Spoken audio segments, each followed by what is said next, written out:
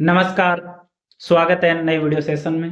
आज इस video session के अंदर हम एक प्रश्न हल करने वाले हैं रीट पात्रता परीक्षा 2025 के लिए, जो कि आपका परीक्षा के अंदर छपने वाला प्रश्न है और हमेशा हर बार ये प्रश्न आपसे पूछा जाता है।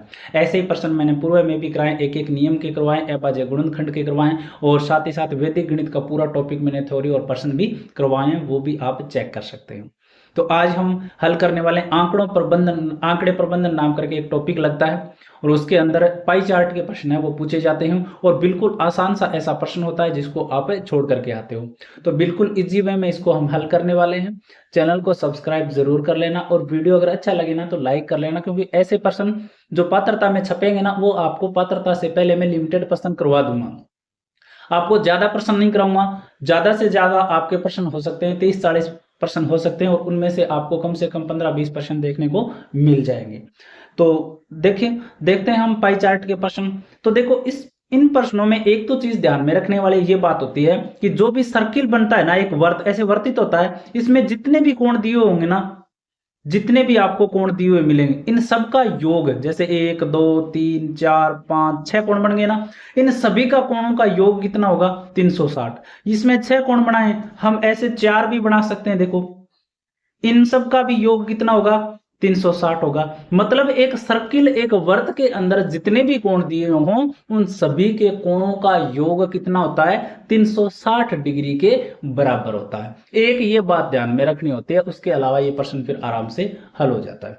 अब देखो प्रश्न में पूछा है कि सीमा द्वारा कक्षा 6 में हिंदी, अंग्रेजी, गणित और विज्ञान, मतलब सीमा है वो कक्षा 6 में है और उसने हिंदी में, गणित में, अंग्रेजी में और विज्ञान विषयों में अंक प्राप्त किए हैं। इन्होंने क्या लिखा है? डिग्री में लिखा है कि भाई इतने डिग्री अंक प्राप्त किए, इतने डिग्री अंक प्राप्त किए। अंक तो नॉर्मल होते हैं ना, तो उनमें चाहिए हमें। और इन्होंने बताया कि अगर इनको जोड़े ना सभी को तो इसके कुल 480 अंक होते हैं। मतलब इन चारों विषयों में उसके कुल अंक कितने आ रहे हैं? 480। अब हमें यही निकालना है कि जो आपने हिंदी में 93 डिग्री का कोण प्राप्त किया ना, 93 डिग्री कोण अंक प्राप्त किए, तो बताओ रियल में उसके नंबर कितने बनेंगे? गणित में 108 डिग्री नंबर प्राप्त किए तो उसके रियल में नंबर कितने होंगे? यही हमें ज्ञात करना होता है।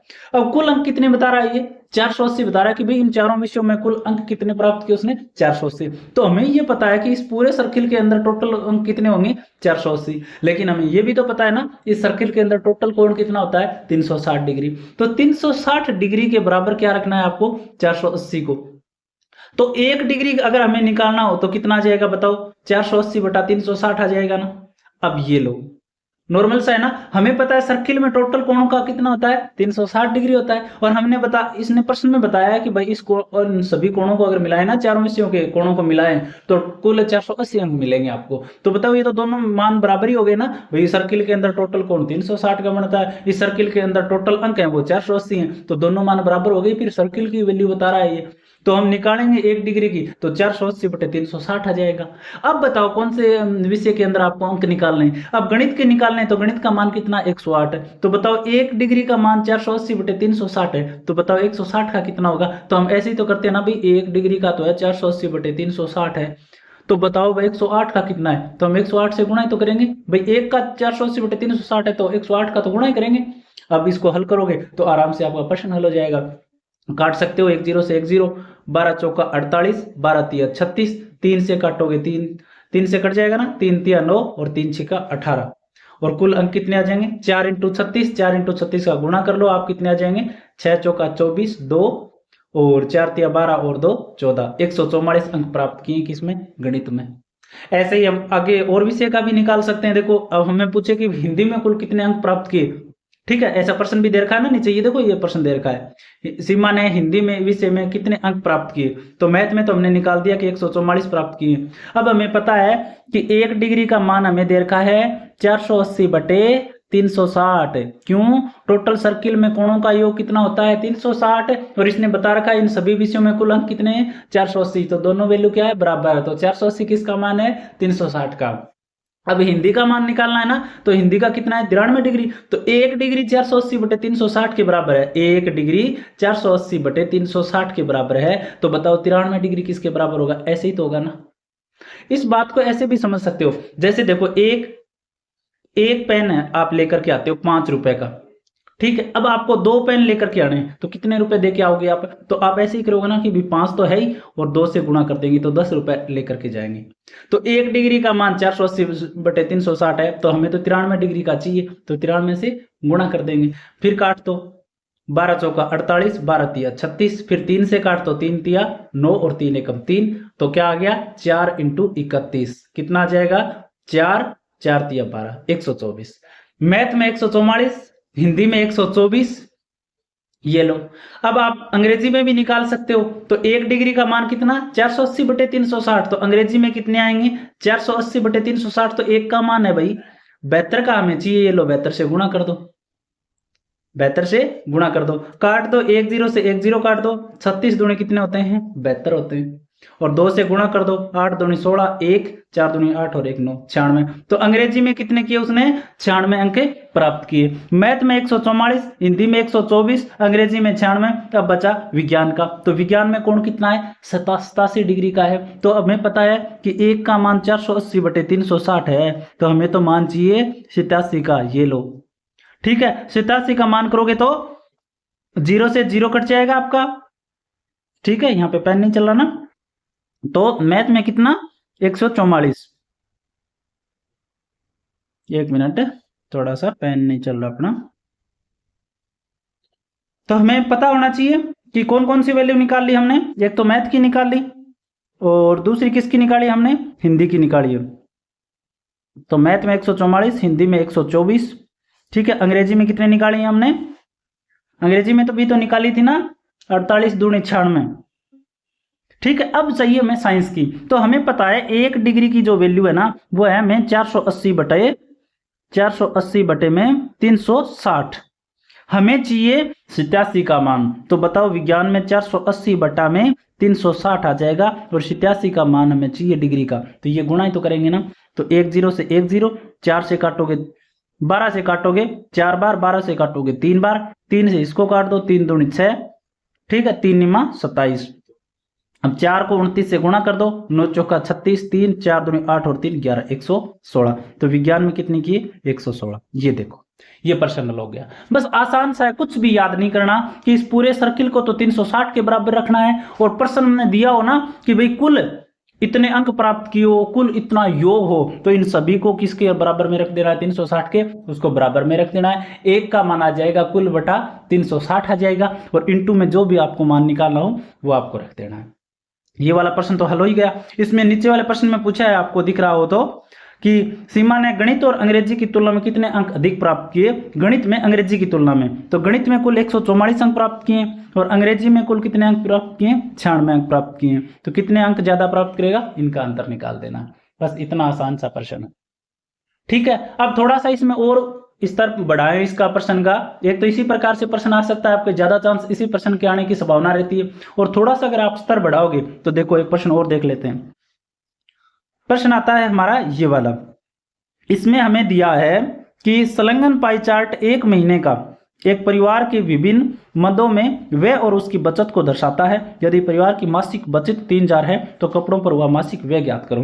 ये एक पाई चार्ट दिया हुआ है 1 महीने का, जो एक परिवार है उसमें विभिन्न मदों में व्यय, मतलब अलग अलग चीजों में वो जो मनी खर्च करते हैं ना, जैसे पढ़ाई पर हो गई, भोजन पे हो गई, कपड़ों पे कितने रुपए खर्च किए, इस प्रकार से दिया हुआ है। और साथ ही साथ उसकी बचत भी दी हुई है कि उन्होंने कितने बचत की।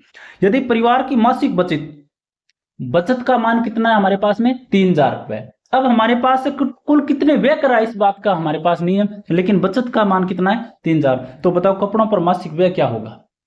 थोड़ा सा प्रश्न और देखो, पूरा प्रश्न इसमें ये रहा। ये 1 महीने की क्या है व्यय है, विभिन्न प्रकार के जो भी इन्होंने खर्च किए ना वो, जैसे देखो मकान किराया कितना है मान ए, मतलब मकान किराए पर कितना % खर्च किया इन्होंने 10% खर्च किया, यही तो दे रखा है व्यय मतलब खर्च। बच्चों की शिक्षा पर कितना खर्च किया इन्होंने 15% खर्च किया है। सी भोजन पे कितना खर्च किया है 25%। कपड़ों पर कितना खर्च किया है 10%। यही मान दे रखे हैं भी खर्च के व्यय के मान दे रखे हैं। बचत कितनी की है इन्होंने 15%। लेकिन हमें ये भी तो दे रखा है ना, देखो कि बचत जो है ना आपकी 3000 रुपए है। कितनी है 3000 रुपए, और ये कह रहा है कि बचत पे 15% खर्च की। तो बताओ ये इसकी मानी तो है, इसका मानी तो हो गया ये। भाई विभिन्न खर्च कर रहा है और बचत कर रहा है, और बचत इन्होंने बता रहा है कि भाई इस पूरे जो ये 360 डिग्री का इसमें से 15% बचत कर रहा है। तो 15% बचत किसके मान के बराबर होगा? 3000, क्योंकि प्रश्न में दे रखा है भाई। ये लो 15% का मान किसके बराबर है? 3000 के बराबर। ये लो आ गया। ठीक है। अब बाकी इसके अलावा अलग अलग चीजों पे क्या कर रहा है? खर्च। परिवहन पर कितना खर्च कर रहा है? आपका F 5%, जी अन्य पे कितना खर्च कर रहा है? 20%।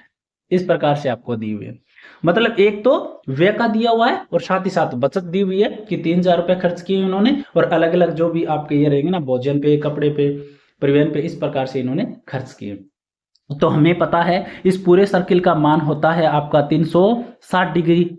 इस बार देखो आप ये सोचोगे कि सर डिग्री में नहीं दिया, परसेंट में दिया, हमें कोई दिक्कत नहीं है, किसी में भी दे जाए, कोई लेना देना नहीं है। सबको क्या रखना है? 360 के बराबर रखना है। ठीक है।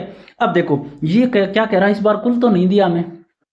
पिछले प्रश्न में तो कुल दे रखा था ना कि इसका कुल मान है 360, तो हमने देख लिया, और उसके में कुल अंकों का योग दे रखा था कि 480 आता है। लेकिन इस बार तो कुल नहीं दिया। इसमें तो क्या दे रखा है आपको कि भी मासिक बचत कितनी है, और मासिक बचत हमें पता है कि ई है, और इन्होंने बताया कि 3000 रुपए। तो क्या हो गया? क्या दिक्कत हो गई? पहले तो हम 360 के बराबर रख रहे थे ना उस 480 को, तो इस बार हम 360 के बराबर नहीं रखेंगे। क्यों नहीं रखेंगे? क्योंकि हमें तो ई का मान दे रखा है, और ई का मान हमारे में पाई चार्ट में कितना है? 15% है। ये लो, तो कितना दे रखा है? 3000। ये लो, ये रख दिया 3000। ठीक है। अब क्या करना है हमें प्रश्न दे रखा है आगे, प्रश्न दे रखा है हमें आगे, क्या दे रखा है? इसमें दे रखा है ना, कपड़ों पर मासिक व्यय ज्ञात करना है भाई। कपड़ों पर, कपड़े क्या है? डी, तो 10% का मान चाहिए। तो ये बताओ मेरे को कि 15% का मान जब 3000 रुपए है, 15% का मान जब 3000 रुपए है, तो बताओ 1% का मान कितना होगा? 3000 बटे 15 नहीं हो जाएगा क्या? हो जाएगा कि नहीं भाई? 15% का मान 3000 रुपए है। ये मान लो कि 5 पेन का, आपका 3 पेन का मूल्य 15 रुपए है, तो आपको 1 पेन का मूल्य चाहिए, तो आप क्या करोगे? 15 बटे 3 ही तो करोगे ना, 5 रुपए आ जाएंगे एक पेन के। तो भाई 15% का मान 3000 है, तो एक का कितना आ जाएगा? 3000 बटे 15। ये कह रहा भाई कपड़ों पे मासिक खर्च ज्ञात करना है। तो कपड़ों पर कितना है आपका? 10%। डी में 10% खर्च करता है कपड़ों पे। तो बताओ क्या करेंगे अब? तो भाई एक का मान 3000 बटे 15 है, तो हमें तो 10% का चाहिए, तो क्या कर देंगे? 3000 बटा 15, और इंटू में क्या चाहिए? 10, क्योंकि 10 का चाहिए हमें, तो पहले तो एक का दे रखा था। तो काट दो, 15 दूनी 30, 200 बार कट गया, और 1 0 इधर, तो कितना आ जाएगा उत्तर? 2000 रुपए आ जाएगा। आसान से प्रश्न है, इसमें 360 डिग्री काम में नहीं लेना पड़ा ना।